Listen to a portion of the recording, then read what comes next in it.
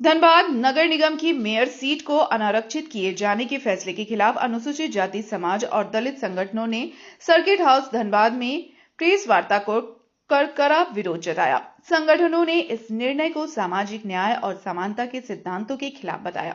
Press वार्ता में समाजसेवी शांतनु चंद्रा उर्फ बबलू पासवान ने बताया कि नवंबर 2025 में इस मामले को लेकर झारखंड उच्च न्यायालय में याचिका दायर की गई है। उन्होंने कहा कि 2011 की जनगणना के अनुसार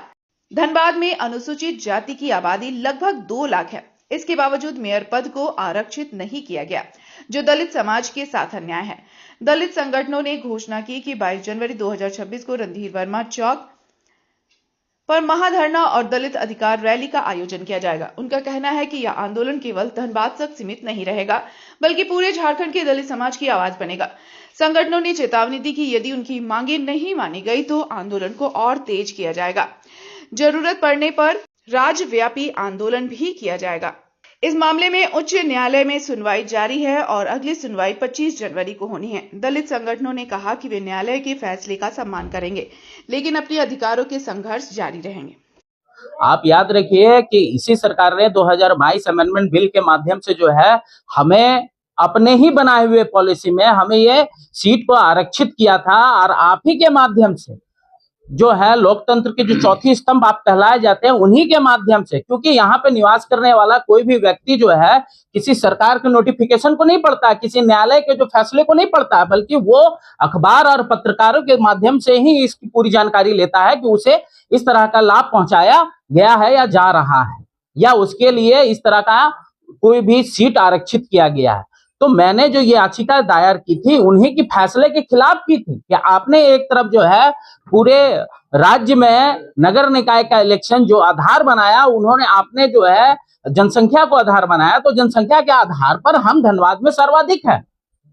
लेकिन आपने दलित वर्गों को इतना कमजोर समझ लिया, इतना असहाय समझ लिया कि आप समझते हैं कि इन्हें कुछ भी दे करके कुछ कभी भी इनसे छीना जा सकता है, क्योंकि ये वर्ग जो है शांत स्वभाव का है, ये अपनी जीविका पे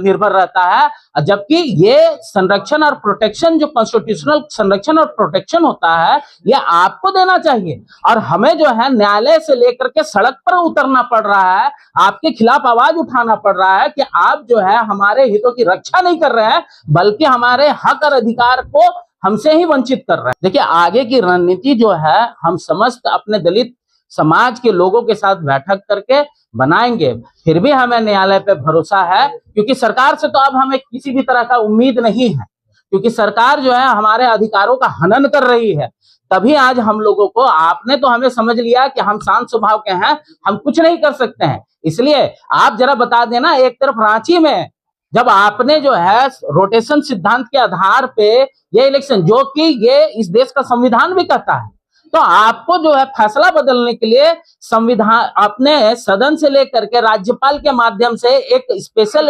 अमेंडमेंट बिल विधेयक पारित करवाते हैं, क्योंकि आपको पता है कि आपकी औकात जो वहां पे निवास करने वाले आदिवासी समाज हैं वो आपको दिखा देंगे।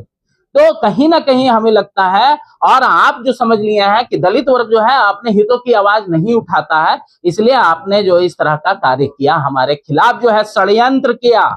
और कुछ एक लोगों के इशारे पे किया। मैं उसका भी खुलासा करूंगा, वक्त आने दीजिए, हम लोग उनके खिलाफ भी गोलबंद होंगे। मैं आपको बता दूं कि ये आक्रोश रैली समस्त दलित संगठनों के द्वारा आयोजित किया गया है, ना कि मेरे द्वारा किया गया है। ये आक्रोश रैली जिनके हम पुजारी हैं, जिन पे हमारी आस्था है, पहले हम उन्हें माल्यार्पण करेंगे डीजीएमएस डीआरएम बिल्डिंग के पास में जो बाबा साहब की मूर्ति है, वहां माल्यार्पण करके एकदम शांत भाव से चलते हुए रणधीर वर्मा चौक पे आके हम लोग नुक्कड़ सभा करेंगे।